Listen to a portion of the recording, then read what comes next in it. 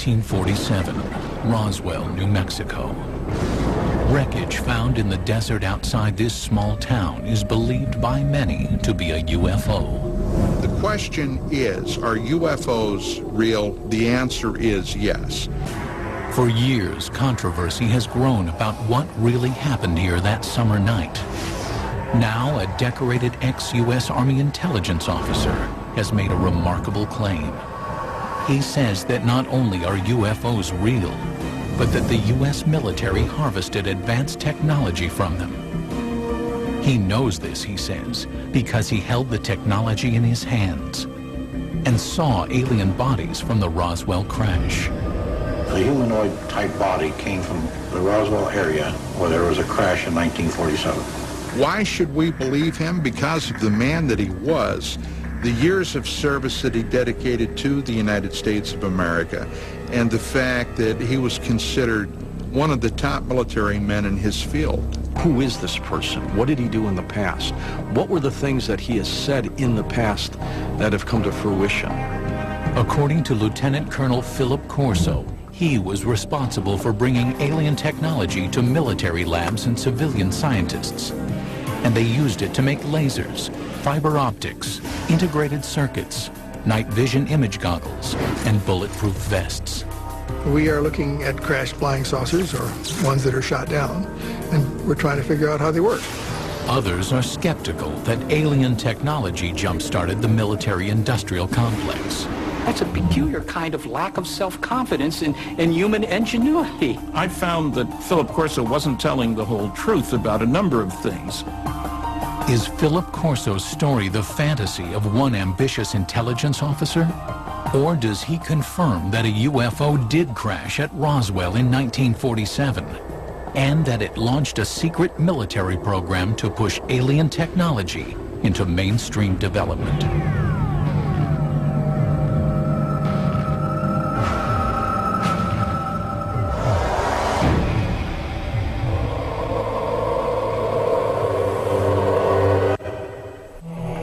Summer 1947.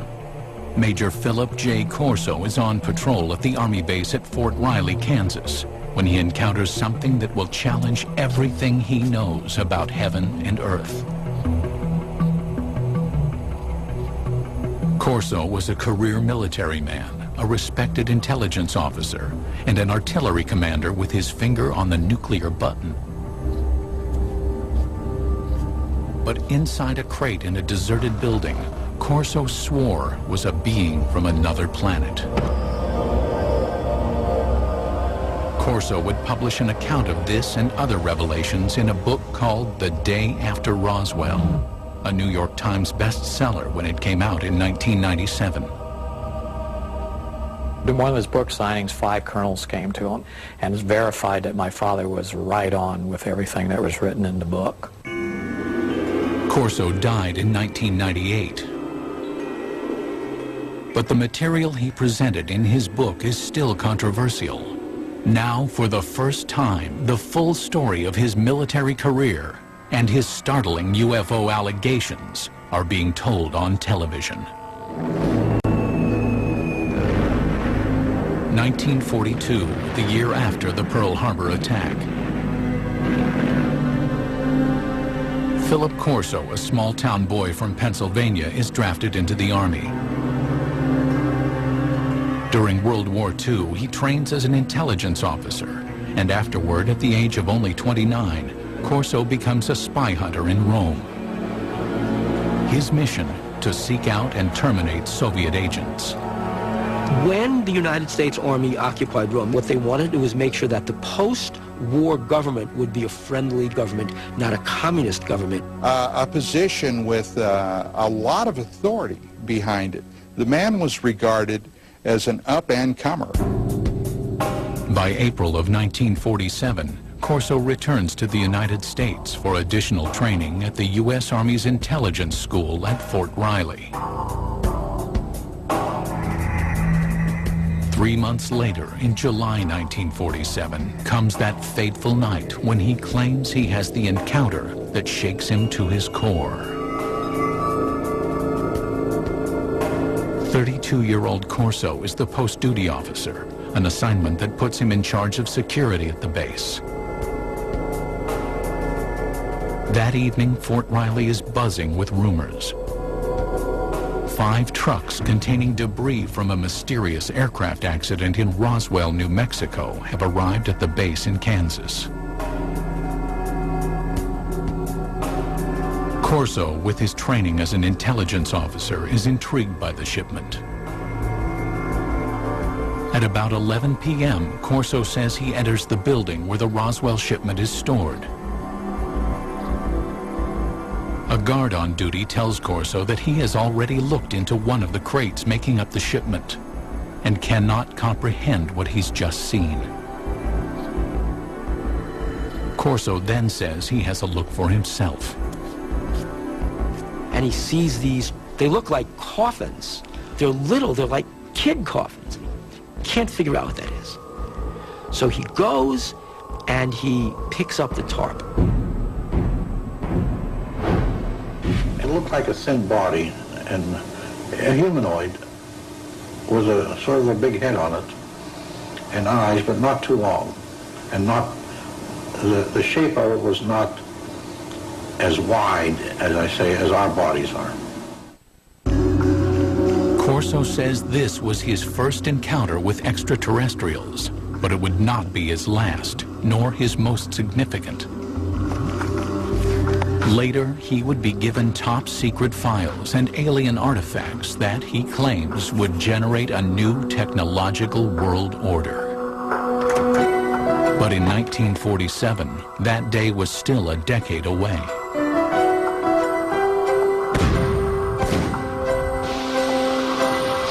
The outbreak of the Korean War in 1950 puts a hold on Philip Corso's ruminations on extraterrestrial beings. Corso joins General Douglas MacArthur's staff as an artillery targeting specialist for UN forces. After the 1953 armistice, he remains in Asia, serving as an intelligence officer, repatriating American and Allied prisoners of war.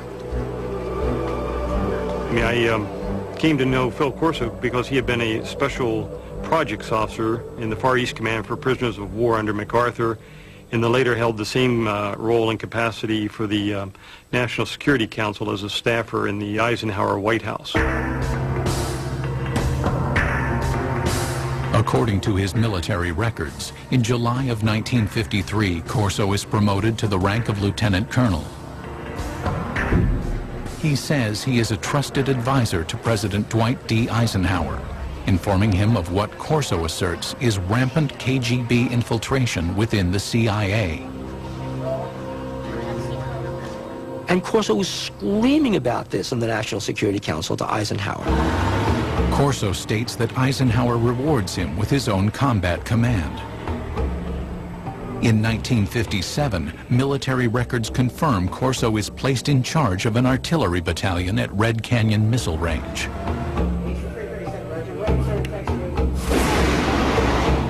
By October of that year, Corso commands the battalion in West Germany, where he develops new targeting strategies for nuclear strikes. He's shown he can do the one thing, he'll follow orders, but he's shown initiative. He had sole command of a nuclear weapons battery. Now, in the event that war would have broken out with the Soviet Union in the 50s, when Corso was in Germany, he would have had sole authority to release his nuclear weapons. But after Corso returns from Germany, his career dramatically changes direction. The gifted intelligence officer, fearless spy hunter, and artillery commander who controlled the world's most powerful weapon now becomes a reservist in the National Guard. In October of 1960, Corso is virtually in retirement, a part-time unit advisor to a National Guard base in Maryland. You could say it meant that some people were displeased with him, but it's just as easy to say he didn't have what it takes. But Corso's supporters believe Corso is being groomed for his most important and most secret assignment. Now there is a big green hand running his career. That big green hand is the hand of Arthur Trudeau. Philip Corso has a powerful mentor in Lieutenant General Arthur Trudeau. A West Point graduate, class of 1924, Trudeau quickly gains a reputation as a forward-thinking officer, comfortable with high technology. In the Cold War era, he pioneers technological training for intelligence officers, and by 1958 is named Director of Army Research and Development. When Trudeau gets a chance to appoint a deputy, he brings Corso over, and thus begins Corso's stint in Army R&D. General called me and said, "I'm established Foreign Technology Division, and you're the chief of it. And you got an office down next floor under me." Through this point in his career, Corso's Army job history is easily verified by examining military records. Look, he did work in the Pentagon. His office was there. I have the roster. And he worked for General Trudeau, and he certainly knew him well. There's no question about that. But after his Pentagon appointment, the paper trail of his career is harder to follow, and his assertions more difficult to confirm. Corso wrote that his Pentagon job entailed analyzing foreign military hardware, such as helicopter armament developed by the French, or the British military's vertical takeoff and landing fighter. Then the technology would be reverse engineered. The military has had, over the years, a number of projects where enemy technological devices have been recovered by American forces. So one of Corso's jobs was to get this foreign technology, this French technology, and reverse engineer it. And then if they had something good, fed into our own technological timeline. Reverse engineering plays a significant role in the spycraft of the Cold War era.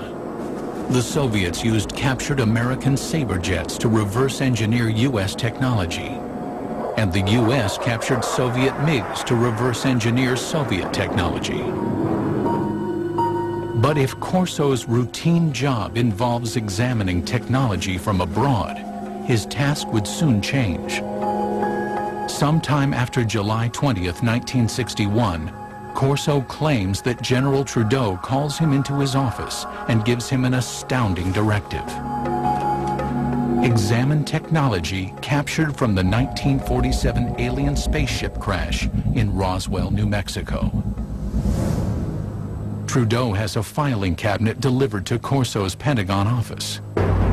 Inside, Corso says, is proof positive of aliens visiting Earth, and alien technology that Corso insists he will use to change the world.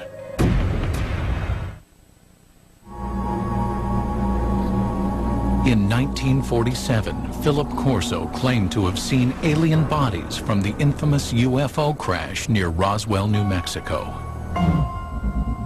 Corso's description is consistent with those who claim to be eyewitnesses to the crash.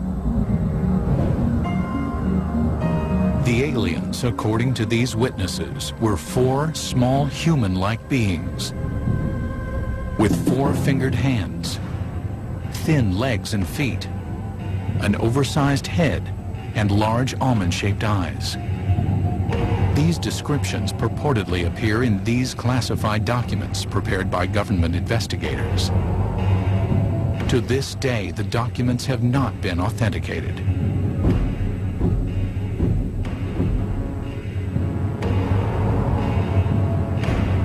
Corso insists that he told no one about what he saw at Fort Riley.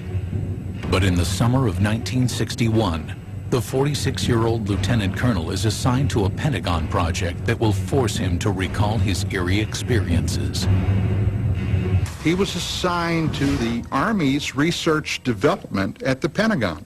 Once again, a position with a lot of authority. His goal? To advance U.S. military superiority by a factor of decades. We had enough sense to push it.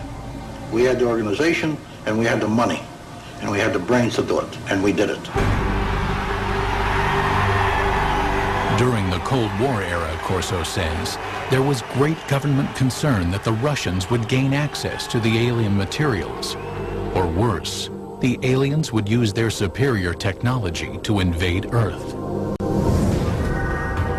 According to Corso, an ordinary filing cabinet contains the extraordinary artifacts of the Roswell crash.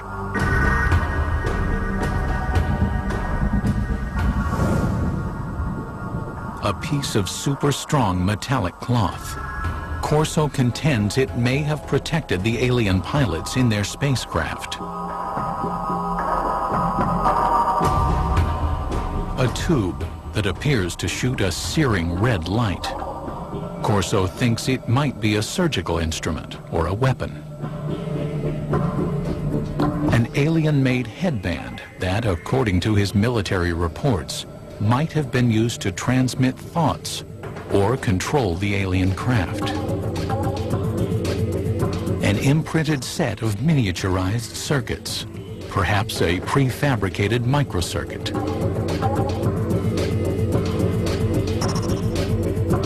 A flexible wire that might have transmitted light through its interior. And a lens that could allow anyone to see in the dark, supposedly taken from the eye of an alien being. To better understand the puzzling contents of the filing cabinet, Corso claims to immerse himself in classified government documents reporting on alien technology supposedly found at Roswell. According to the reports that Corso claims to have read, some of the world's foremost scientists, men like Wernher von Braun and J. Robert Oppenheimer, have access to the Roswell crash site. Corso says that Lieutenant General Trudeau greenlights him to assemble his own A-list team. You will put on that team anybody that you want. Engineers, scientists, and even I told the Germans. Told them I'll take a couple of Germans too, in addition to the U.S. scientists. Corso claims that based upon his close readings of the Roswell reports, he developed his own theories about how the alien craft may have functioned. What Corso said was that the spacecraft had a way to jump. It didn't fly from wherever it came from to here. It jumped. And he said that's all they knew, that there was a wave around the spacecraft that allowed it somehow not to be a spacecraft, but a time machine. And the reason is that to travel the kinds of vast distances it had to travel, it had to leave what we understand in physics as a space-time continuum, drop out of that, and suddenly reappear in a new spot. In Corso's personal notes are sketches detailing his concepts. Corso speculates that the alien craft is navigated by a mind control interface fitting the alien cranium.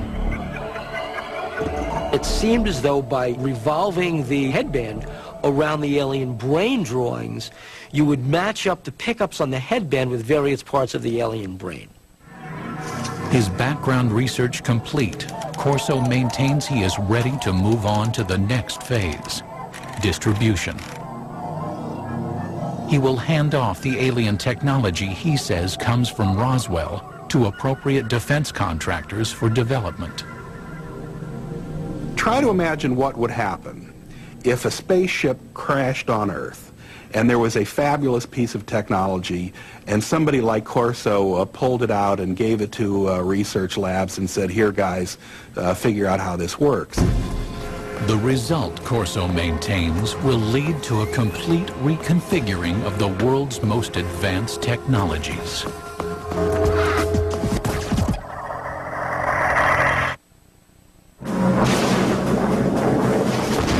In the early 1960s, America's military might is directed toward fighting the Cold War. Lieutenant Colonel Phillip Corso wants to bring alien technology from Roswell into the fray.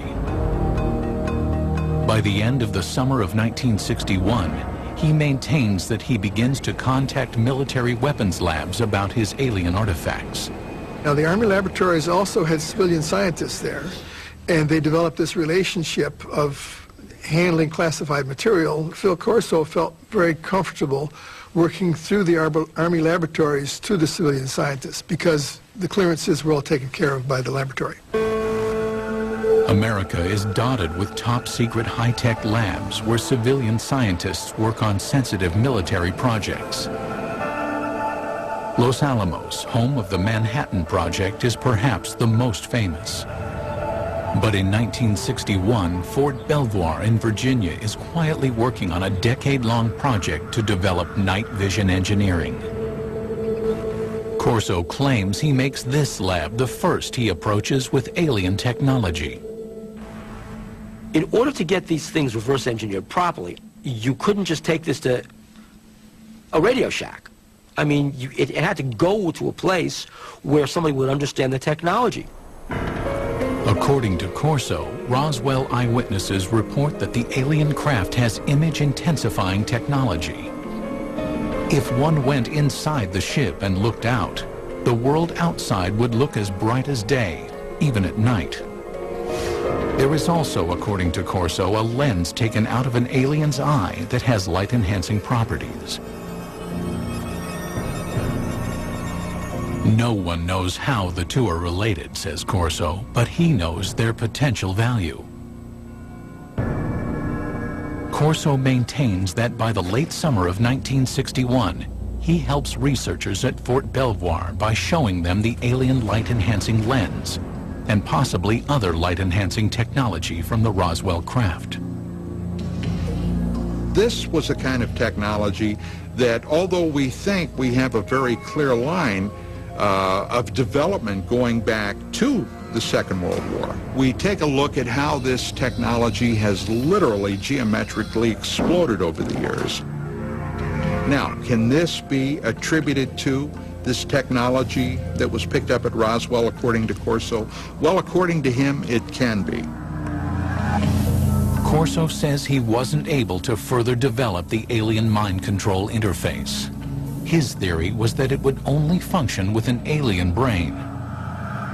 But this momentary setback, he claims, didn't forestall development of another Roswell artifact, an imprinted circuit of mysterious design. We also had a little charred chip. Small thing, maybe 3/8 of an inch square, 2 threads coming out, and a little wind in the center with thin wires. These came from Roswell. We didn't know exactly the function of the integrated circuits, but we suspected that these were circuits, electrical circuits.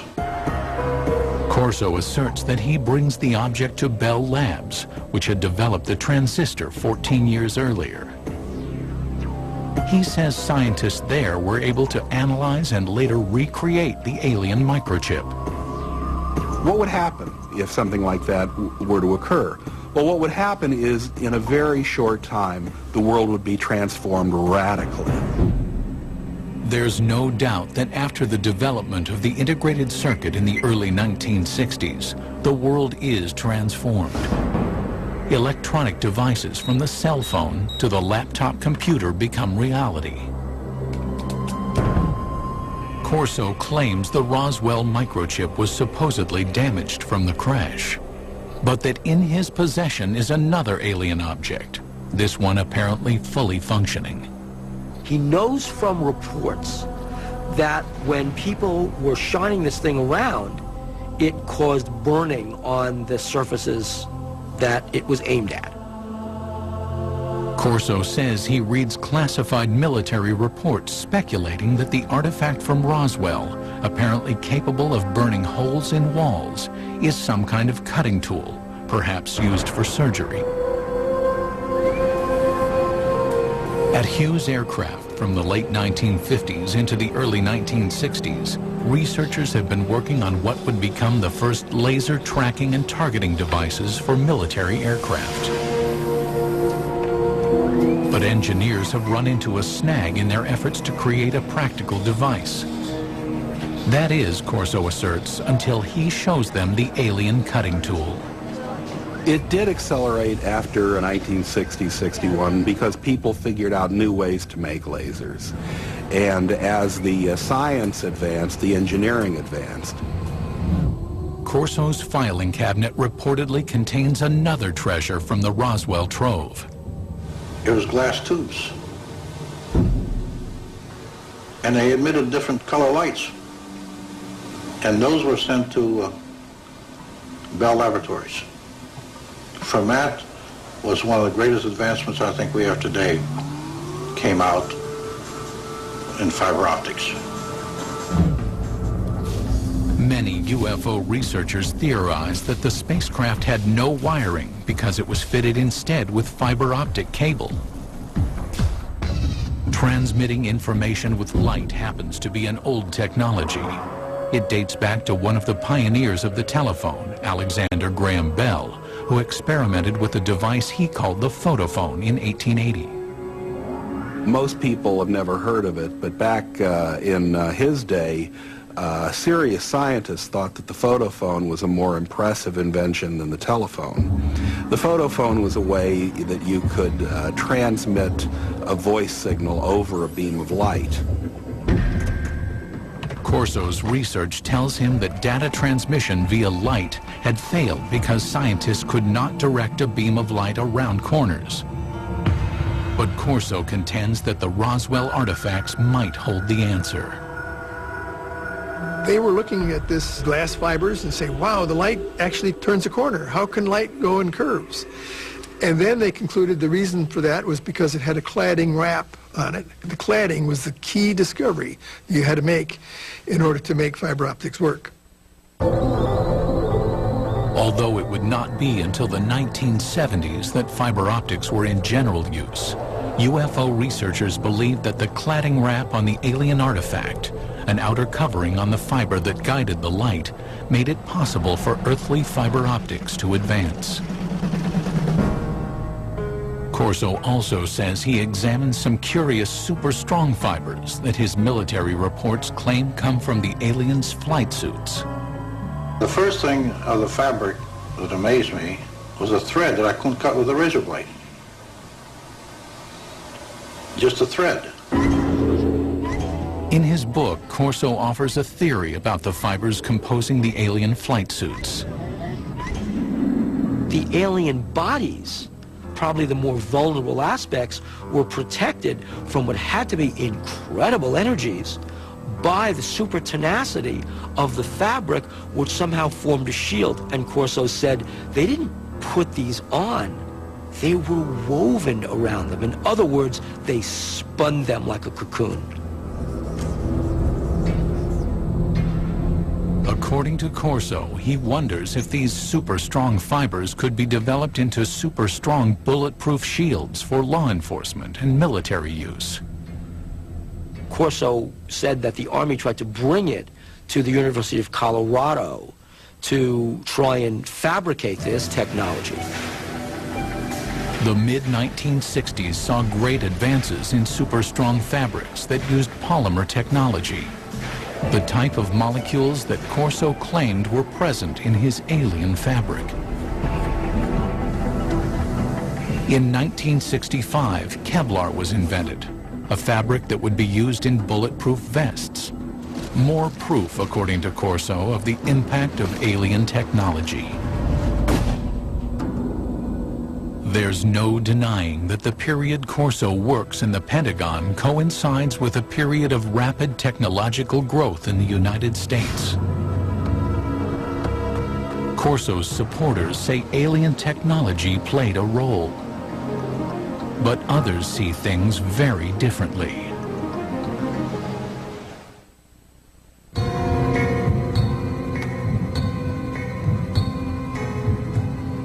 In his best-selling book, The Day After Roswell, Lieutenant Colonel Phillip Corso claimed to introduce alien technology from the 1947 Roswell crash to the American military's technological agenda. But others say that the scientific leaps of the 1960s were not made by one hero, and not with the help of aliens. It's nice to think in terms of one heroic person leading us into the new world of far-out technology learned from saucers. That sounds great. But having worked on a whole host of big research and development programs, that isn't the way it works. Look, on the aircraft nuclear propulsion program, we employed 3,500 people. 1,100 of them were engineers and scientists. We were spending $100 million a year That's the kind of effort it takes to develop new technology. And that was in 1958 dollars at that. Corso claims that the laser jumped from theory to practice after scientists examined the device found in the Roswell crash debris. But to science historians, that's science fiction. The laser is a good example of an invention that doesn't really have a single eureka moment where somebody gets a brilliant inspiration and then they go down into their basement workshop and 15 minutes later they've hammered together a laser.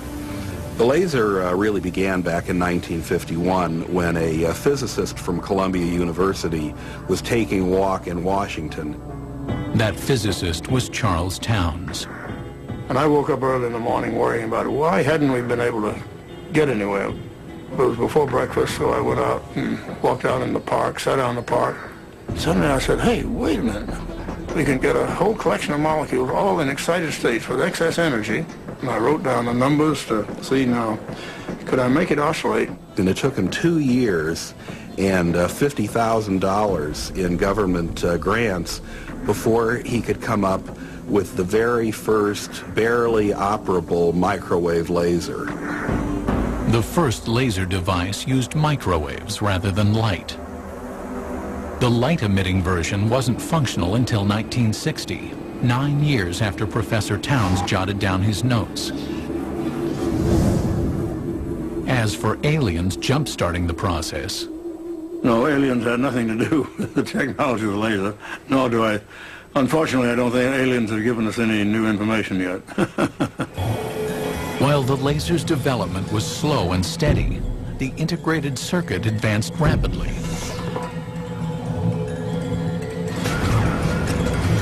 But the greatest progress was made by scientists well after Corso retired. The real breakthrough happened in 1971 when a guy named Ted Hoff conceived of the idea of putting an entire microprocessor on one piece of silicon, a computer on a chip. Basically what happens in an integrated circuit is that you are controlling the flow of electrons, or actually in some cases the absence of electrons. Ted Hoff, known as the architect of the microprocessor, started working on integrated circuits in 1968. Hoff disputes Corso's claim that an alien chip captured from the Roswell crash made an earthly version conceivable. If you have a crash scenario, there's presumably damage done, and that damage may make the device even harder to analyze. And even if you had the device, you'd really want a context. If you had seen this device in those days and had no context to put it in other words, what's it used for, you'd even have less chance of understanding it.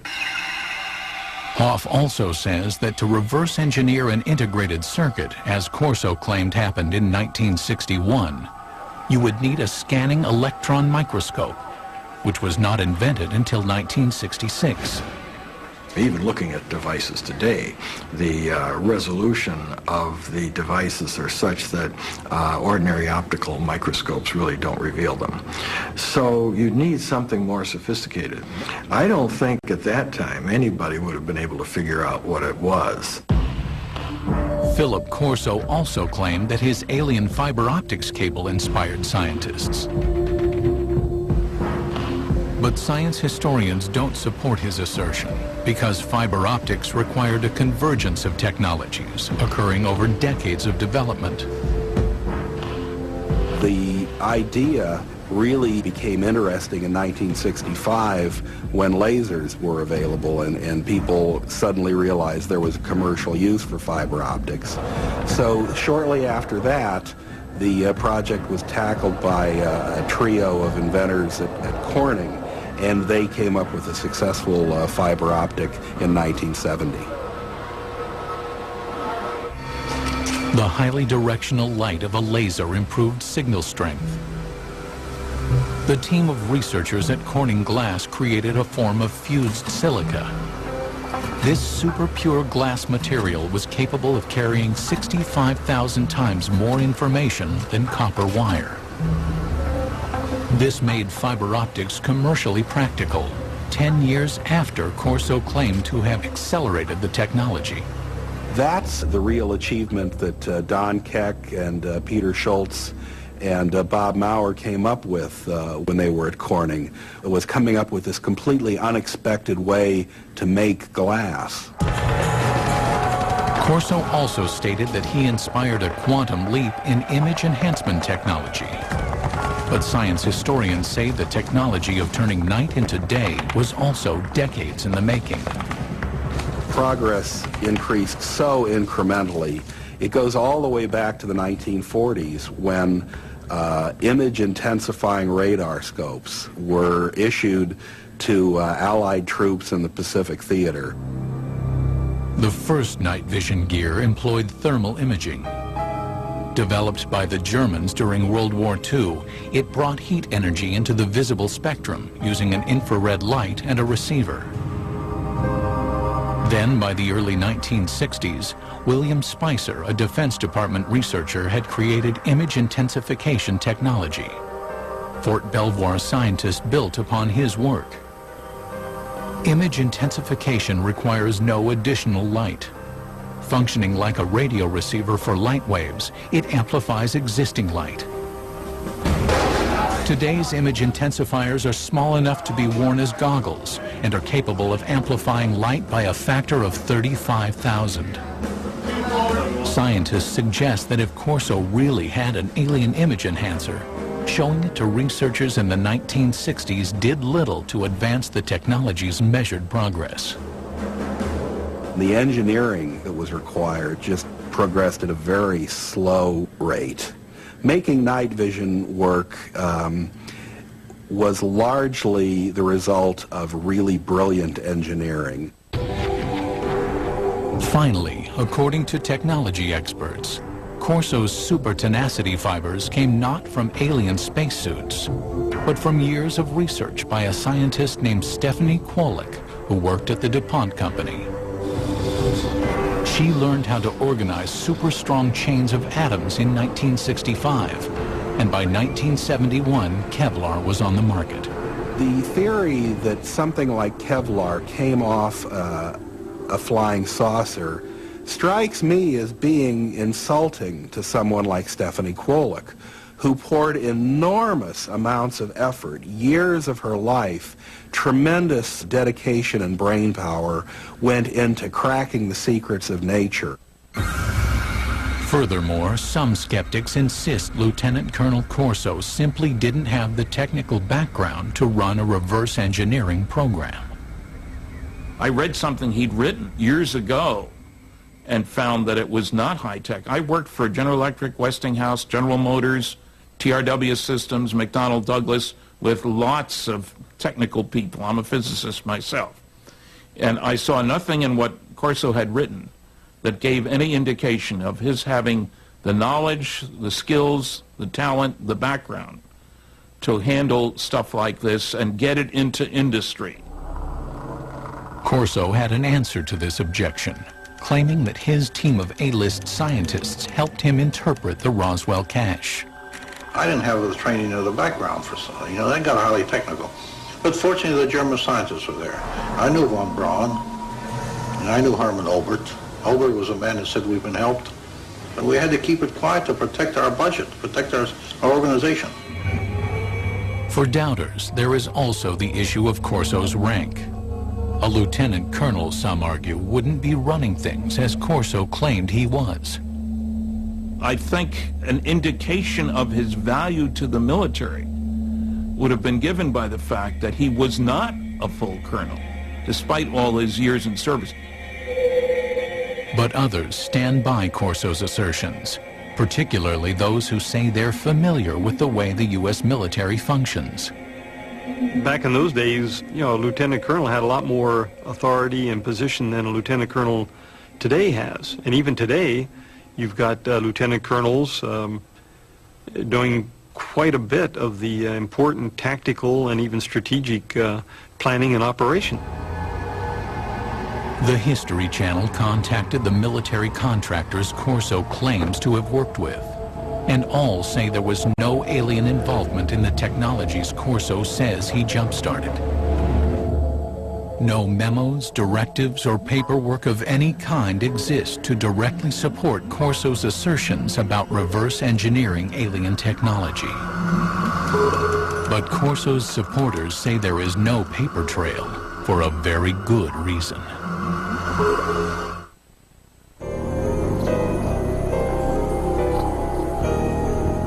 Among those who believe there was an alien crash near Roswell, there is consensus on one concept. The U.S. government systematically suppressed the truth. The government of the United States and other governments around the world have gone out of their way to keep that wrapped up inside a riddle that's smothered by an enigma. Phillip Corso says he also had to keep his reverse engineering program under wraps. We couldn't discuss it. We made a decision. It cannot be discussed outside of us. We're doing good. We have the authority, we have the money for our R&D projects. Well, that's fine. Let's keep it that way. Let's not get mixed up in the murky area of whether they exist or not. As for Corso's contributions to the advancement of science, skeptics say that the technology he claimed to have pushed forward was ready to emerge anyway. As proof, they offer up the mind control headband, one alien technology that Corso did not claim to develop. Today, it's well on its way to becoming a reality without his help. Since the 1970s, scientists have been experimenting with using EEG readouts of brainwaves to provide feedback and change behavior. It's now possible to use EEG feedback games like this one to learn how to manage brain states. But mind control technology has advanced even further than that. Going to open the first email, which says congrats. It says in 2004, researchers received FDA approval to test tiny brain implants designed to allow disabled people to control computers using their thoughts. Next, I'm going to paint a circle.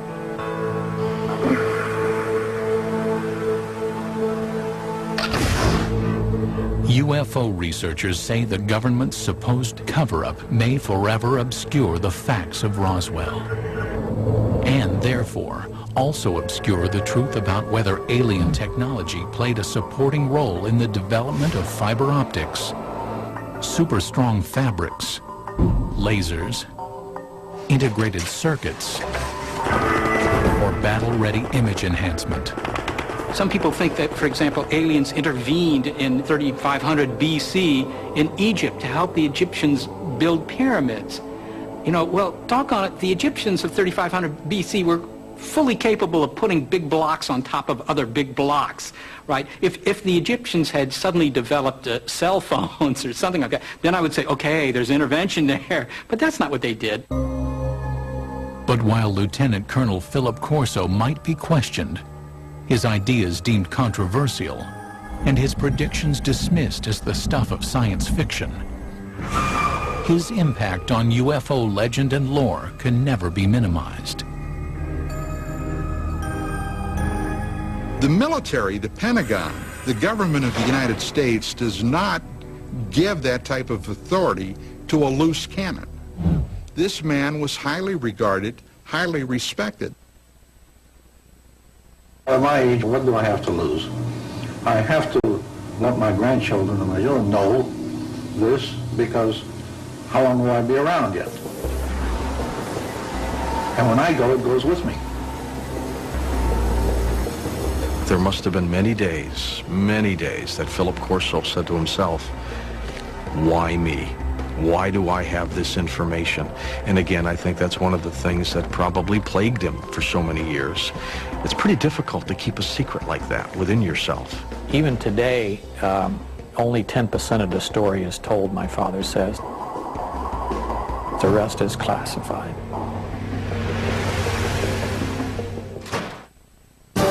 Josh Bernstein invites you on a cross-continental journey. Join me on a quest to learn the truth about a 3,000-year-old Temple of Doom. From the mountains of Peru to the jungles of the Amazon and way out to the Pacific Ocean. Let's go. The real Temple of Doom on Digging for the Truth. Next on the History Channel.